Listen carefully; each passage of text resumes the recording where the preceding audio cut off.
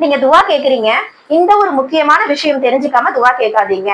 நம்ம நிறைய துவாவா அல்லாஹ் கிட்ட கேட்டிருப்போம். அதாவது நம்ம முழுக்க முழுக்க அல்லாஹ்வே சார்ந்திருக்கோம். இறைவா, என்னுடைய இந்த தேவையை நீ எப்ப நிறைவேற்றி கொடுப்ப அப்படின்னு சொல்லி நம்ம இறைவன் கிட்ட முழுக்க முழுக்க ஆதரவு வச்சிருக்கோம்.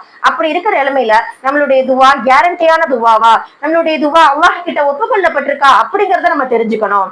முஹம்மது நபி ஸல்லல்லாஹு அலைஹி வஸல்லம் அவர்கள் அமர்ந்திருக்கும் போது ஒரு மனிதர் வர்றாங்க, தொழுவுறாங்க. தொழுது முடிச்ச உடனே யா அல்லாஹ் என்னுடைய பாவங்களை மன்னிச்சிரு அப்படின்னு சொல்லி டைரக்டா துவா செய்யறாங்க. அப்ப முஹம்மது நபி ஸல்லல்லாஹு அலைஹி வஸல்லம் அவங்க என்ன செய்யறாங்க, அவங்கள கூப்பிட்டு நீங்க அல்லாஹ்வை புகழ்ந்து என் மீது ஸலவாத்து சொல்லுங்க அப்படின்னு சொல்றாங்க.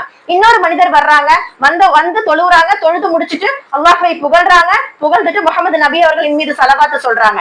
அப்ப ரசூல் ஸல்லல்லாஹு அலைஹி வஸல்லம் அவங்க அவங்கள கூப்பிட்டு சொல்றாங்க, உங்களுடைய துவா ஏற்றுக்கொள்ளப்படும், கண்டிப்பா பதில் வழங்கப்படும் அப்படின்னு சொல்லி சொல்றாங்க.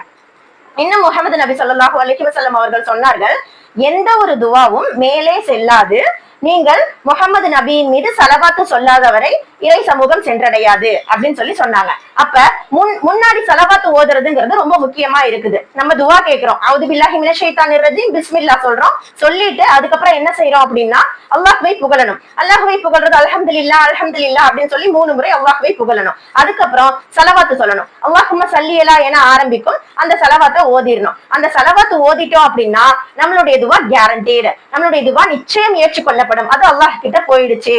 ஆனா ஸலவாத்து சொல்லப்படாத எந்த ஒரு துவாவும் இறை சமூகம் சென்றடையாது அப்படின்னு சொல்லி உமர் ரலியல்லாஹு அன்ஹு அவர்கள் சொல்லியிருக்காங்க. அதனால நம்ம முன்னாடி ஸலவாத்து சொல்லி இறைவனை புகழ்ந்து ஸலவாத்து சொல்லி அதுக்கப்புறம் நம்மளுடைய துவாவை கேட்போம். இன்ஷா அல்லாஹ் நம்மளுடைய துவாக்கள் அனைத்தும் இறைவனிடம் ஏற்றுக்கொள்ளப்படும். இன்ஷா அல்லாஹ். அஸ்ஸலாமு அலைக்கும் வரஹ்மத்துல்லாஹி வபரகாத்துஹு.